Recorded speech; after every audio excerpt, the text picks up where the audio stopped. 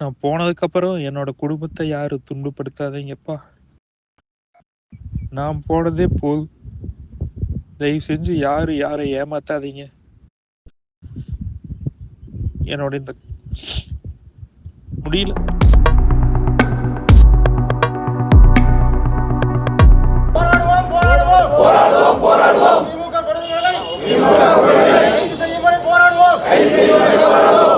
தொழில் விவகாரத்தில் திமுகவினர் தலையிட்டு என்னை மிரட்டி அசிங்கப்படுத்தினர். என் சாவுக்கு திமுகவினர் தான் காரணம் என ஆடியோ வெளியிட்டு அதிமுக நிர்வாகி தற்கொலை செய்து கொண்ட சம்பவம் பரபரப்பை ஏற்படுத்தியுள்ளது. மதுரை மாவட்ட மண்டல பொறுப்பாளராம திமுக பிடி மணிமாறன், அவரு கூட சேர்ந்தவர் முத்துக்குமார், மீனவர் அணி அமைப்பாளராமா திமுக மதுரை தெற்கு. அவங்க என்ன 2 மாசமாவே ரொம்ப டார்ச்சர் பண்றாங்க.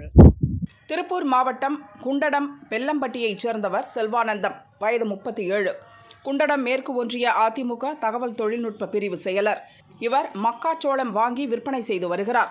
இவரது மனைவி முத்துப்பிரியா, வயது 27, நவனாரி ஊராட்சி முன்னாள் தலைவர். தம்பதிக்கு 2.5 வயதில் மகன் உள்ளார். நேற்று முன்தினம் காலை 11:15 மணிக்கு சங்கிலிப்பாளையம் பிரிவில் உள்ள ஒரு தோட்டம் அருகில் செல்வானந்தம் மயங்கி கிடந்தார். குடும்பத்தினர் அவரை கோவை தனியார் மருத்துவமனையில் சேர்த்தனர். அவர் விஷம் குடித்திருந்ததால் தீவிர சிகிச்சை அளிக்கப்பட்டது. ஆனால் சிகிச்சை பலனின்றி உயிரிழந்தார். தற்கொலைக்கு முன் செல்வானந்தம் தன் மொபைல் போனில் அவர் பதிவு செய்திருந்த ஆடியோவில் பேசியிருந்ததாவது: பவித்ரா ஏஜென்சிஸ், பவித்ரா டிராவல்ஸ் பள்ளி சேர்ந்தவங்க தாலின் பக்கத்தால அவங்களா கூப்பிட்டு எனக்கு மக்காசோலை ஏற்றி விட்டாங்க. மக்காசோலை ஏற்றி விட்டுட்டு கடைசியில நீ இவ்வளவு பணம் கொடுக்கணும் அப்படின்னு போன வருஷம் ஏமாத்தி ஒரு எஸ்விஎஸ் சேர்மன் சேர்ந்து அவங்க கிட்ட கூட்டிட்டு போய் மிரட்டி எழுதி வாங்கினாங்க. அதுக்கு நான் வட்டிக்கு 10 லட்சம் பணம் வாங்கி கொடுத்துட்டு இந்த வருஷம் திரும்ப 5 லட்சம் என்னால முடிஞ்சது கொடுத்தேன். இதுங்க நான் கொஞ்சமா கொடுக்குறேன்னு சொன்னேன். அப்போ அவங்க என்னைய விடாம என்னைய ரொம்ப டார்ச்சர் பண்ணி ரொம்ப என்னை அசிங்கப்படுத்தி ரொம்ப கேவலப்படுத்திட்டு, அது மட்டும் இல்லாம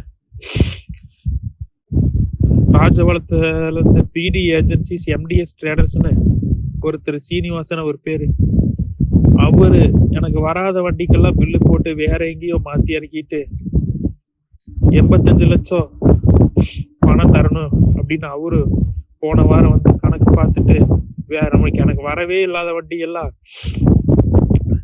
உனக்குத்தான் வந்தது அப்படின்னு சொல்லி அவரு ஏமாத்துறாரு. அவரு என்கிட்ட வர சொல்லி ஒத்தக்கடைன்னு ஒரு ஊரு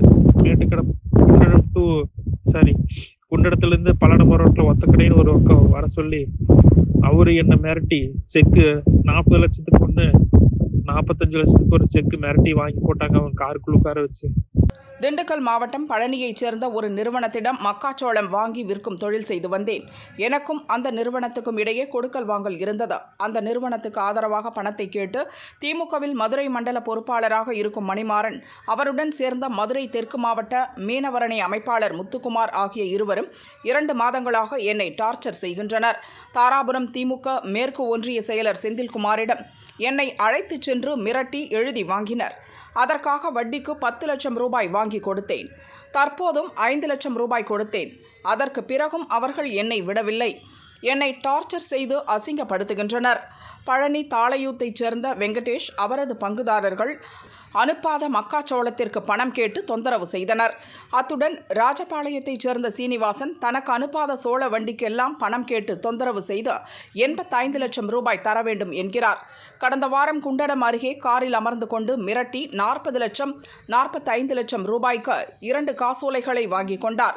உன் மனைவி மீது 420 வழக்கு போடுவோம் என மிரட்டினர். காசோலையை எடுத்துச் சென்று விட்டனர். இதனால் மன உளைச்சலில் என் உயிரை விடும் நிலைக்கு வந்துவிட்டேன். இவ்வாறு அழுதபடியே பேசியிருந்தார். அந்த என்னோட இப்ப ஓம் முருகா ஆயில் மில்லன் ட்ரேடர்ஸ்னு இருக்கிற ஆர்சி வந்து என் ஒய்ஃப் பேர் இருக்குது. 420 கேஸ் போட்டுருவேன், அது இதுன்னு என்னை மிரட்டுறாங்க. இதனால ரொம்ப மன உழைப்பாகி இந்த நிலைமைக்கு வந்து என்ற உயிர் ஓடுற நிலைமைக்கு வந்துட்டேன். தயவு செஞ்சு இப்படி எல்லாம் யாரை ஏமாத்த வேண்டாம். தொடர்ந்து அவரது மனைவி புகாரில் குண்டடம் போலீசார் ஆடியோவை கைப்பற்றி மதுரையைச் சேர்ந்த திமுக பிரமுகர்கள் மணிமாறன், முத்துக்குமார், தாளையூத்து வெங்கடேஷ், ராஜபாளையம் சீனிவாசன் என 4 பேர் மீது வழக்கு பதிவு செய்து விசாரிக்கின்றனர். இந்த சம்பவம் திருப்பூரில் பரபரப்பை ஏற்படுத்தியுள்ளது. செல்வானந்தத்தின் உடல் பிரேத பரிசோதனைக்காக கோவை அரசு மருத்துவமனைக்கு கொண்டு செல்லப்பட்டது. அங்கு குடும்பத்தினர், உறவினர்கள், கட்சியினர், இறப்புக்கு காரணமான திமுகவினர் மீது நடவடிக்கை எடுக்கும் வரை உடலை வாங்க மாட்டோம் என கூறி மருத்துவமனையில் தர்ணாவில் ஈடுபட்டனர். இறந்தது என்னோட கணவர் செல்வானந்தம்.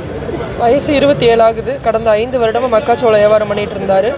அதில் ஏற்பட்ட தொழில் நஷ்டத்துக்கு சில குரூப் அவரை டார்கெட் பண்ணி டார்ச்சர் பண்ணி சூசைட் பண்ண வச்சுருக்காங்க. அவங்க யாருன்னா மதுரையை சேர்ந்தவங்க 2 பேர். அடுத்து அவர் யார் கூட சோளம் வியாபாரம் பண்ணிகிட்டு இருந்தாங்களோ அவங்களுக்கு சப்போர்ட் பண்ணுற மாதிரி அவங்க டார்ச்சர் பண்ணியிருக்காங்க. அவர் பேர் வெங்கடேஷ். அவங்களோட பார்ட்னர்ஸ் 4 பேர் இருக்காங்க. பவித்ரா ட்ரேடர்ஸ் அவரோட கம்பெனி பேர். இவங்க எல்லோரும் சேர்ந்து டார்ச்சர் பண்ணி கடந்த 20 நாளாக டார்ச்சர் பண்ணியிருக்காங்க. என்னை எம்எல்ஏ எஃப்ஐஆர் போடுவேன், கம்ப்ளைண்ட் கொடுப்பேன், குடும்பத்தை தூக்குவேன், இந்த மாதிரி குழந்தைய எனக்கு 2.5 வயசில் ஒரு பையன் இருக்கான், எல்லாத்தையும் சேர்த்து டார்ச்சர் பண்ணியிருக்காங்க. இது எல்லாம் கேட்டு தான் இவர் சமாளிக்க முடியாமல் சூசைட் அட்டம் பண்ணியிருக்காரு. இந்த பிரச்சனை ஒரு பக்கம் இருக்க, சீனிவாசன் அப்படிங்கிற இன்னொருத்தர் ராஜபாளையத்தை சேர்ந்தவர். அவரும் இதே மாதிரி ஏற்றி விடாத சோளத்துக்கெல்லாம் கணக்கு காமிச்சு இதெல்லாம் உங்களுக்கு தான் வந்திருக்கு அப்படின்னு சொல்லி 40 லட்சத்துக்கு ஒரு செக்கும் 45 லட்சத்துக்கு ஒரு செக்கும் காரில் வச்சு இவரை மிரட்டி பிளாக்மெயில் பண்ணி எம்டி செக் வாங்கிட்டு போயிருக்காங்க. இப்போ அந்த செக் எங்களுக்கு வேணும். அவங்கள எல்லாத்தையும் நான் சொன்ன எல்லாத்தையுமே அரெஸ்ட் பண்ணணும். அரெஸ்ட் பண்ணால் மட்டுமே தான் நாங்கள் அவரை வாங்கிட்டு வீட்டுக்கு போவோம். இல்லைனா எத்தனை நாள் ஆனாலும் நாங்கள் இங்கே தான் இருப்போம். எங்களுக்கு ஒரு நியாயம் வேணும். என் குழந்தைக்கு ஒரு நியாயம் வேணும். நான் முன்னாள் பஞ்சாயத்து தலைவராக இருந்தேன். நவனாரி பஞ்சாயத்தில் முக்கிய இதில் இருந்தோம். அதனால் எங்களையும் டார்கெட் பண்ணுற மாதிரி எங்களோட நேமை டேமேஜ் பண்ணுறக்காகவே இவங்க இதெல்லாம் பண்ணியிருக்காங்க. நேற்று காலையில் 10:30 இதை 10:22 ரெக்கார்ட் பண்ணியிருக்கிறாரு. 10:30 மாத்திரை சாப்பிட்டேன்னு ஹாஸ்பிட்டலில் சொன்னார். 3:55 அவரோட உயிர் பிரிஞ்சிருச்சு. ஆடியோ வச்சு தான் நாங்கள் இந்த மூவே பண்ணுறோம். அவராக பேசி அனுப்பியிருக்காரு. ஒய்ஃபு முத்துப்பிரியாவுடைய செக்கும் பிளைன் செக்கும் போயிருக்குது. அதெல்லாம் எடுத்தால் தான் நாங்கள் பாடி வாங்குவோம். நடவடிக்கை எடுத்து அவங்க அரெஸ்ட் பண்ணி இதுக்கு ஒரு நியாயம் கிடைக்கணுங்கிறதுக்காக நாங்கள் போராடிட்டு இருக்கிறோம். அவருடைய மரணத்திற்கு காரணமான அந்த திமுகவை சேர்ந்த மண்டல பொறுப்பாளர் மணிமாறன், முத்துக்குமார் மற்றும் அவர் உள்ளிட்ட மற்ற அக்யூஸ்டுகளை பிடிக்காமல் காவல்துறை காலம் தாழ்த்தி வருவது மிகுந்த கண்டனத்துக்குரியது. முதல் தகவல் அறிக்கை மட்டும் தாக்கல் செய்துவிட்டு இதுவரை அவர்கள் தப்பிப்பதற்காக காவல்துறை செயல்படுகிறதோ என்கின்ற சந்தேகம் ஏற்படுகிறது. திமுக ஆட்சியிலே தொடர்ந்து இதுபோன்ற தற்கொலைக்கு தூண்டுகின்ற வழக்குகளும், கொலைகளும், கற்பழிப்புகளும், லாக்அப் மரணங்களும் நடைபெற்று கொண்டிருக்கிறது. இந்த சூழ்நிலையில் திமுக அரசு எதுவும் செயலாற்றாமல் சும்மா இருப்பது என்பது வேடிக்கை பார்த்து கொண்டிருப்பது போல் இருக்கிறது. செக்ஷன் 108 BNSS ஆக்ட் 108 பிரிவின் கீழ் வழக்கு பதிவு செய்யப்பட்டுள்ளது. தற்கொலைக்கு தூண்டியதாக அந்த வழக்கு தாக்கல் செய்யப்பட்டுள்ளது. இவங்க டிஎஸ்பி, எஸ்பி அவங்க தலைமையில் ஒரு 10-20 பேர் போயிருக்காங்க. ஒரு வாட்டி தஞ்சாவூர் போனாங்க. போயிட்டு அவங்க தேடி ஒருத்தர் கைது பண்ணியிருக்காங்க. இப்போது இங்கே கோயம்புத்தூரில் ஒருத்தர் விசாரணை பண்ணிகிட்ருக்குறாங்க. இதில் ஒரு சம்மந்தப்பட்டவங்க நிறைய பேர் இருக்காங்க. ஒரு நெட்வொர்க்காக இருக்காங்க. ஏன்னா பல வருஷமாக அவங்களும் தொடர்ந்து ஒரு மாப்பிள்ளைக்கு தொந்தரவு கொடுத்தா இருக்காருங்க. இப்போ கைது பண்ணது அடுத்தடுத்து ஒரு 4 பேர் ஒரு மாப்பிள்ளை பேர் சொல்லியிருக்காரு. ஒவ்வொருத்தர் இதெல்லாம் என்னென்ன ஒரு முறையாக விசாரித்தா பரவாயில்லைங்க. ஒரு தீர்வு வேணும்னு பார்க்குறோம். இந்த பாதிப்புக்கு உண்டாக்கிய குற்றவாளிகளை, அவர் சொல்கிற குற்றவாளிகளை எல்லாரையும் கைது பண்ணணும். கைது பண்ணதோடு மட்டுமல்லாமல் இந்த 2 செக்குகளையும் 45 லட்சம் 40 லட்சத்துக்கு 2 செக்கு எதுவுமே இல்லாமல் செக்கு வாங்கியிருக்கிறாங்க. அந்த செக்கையும் திருப்பி ஒப்படைக்கணும். மேலும் இந்த குடும்பத்தில் முத்துப்பிரியா மற்றும் அவங்களோட குழந்தைக்கு எந்த ஒரு இடைஞ்சல் இடையூறும் எதுவும் எங்கு இருக்கக்கூடாது. அதை காவல்துறை உறுதி பண்ணணும்னு சொல்லி எங்கள் சார்பாக கேட்டுக்கிறோங்க.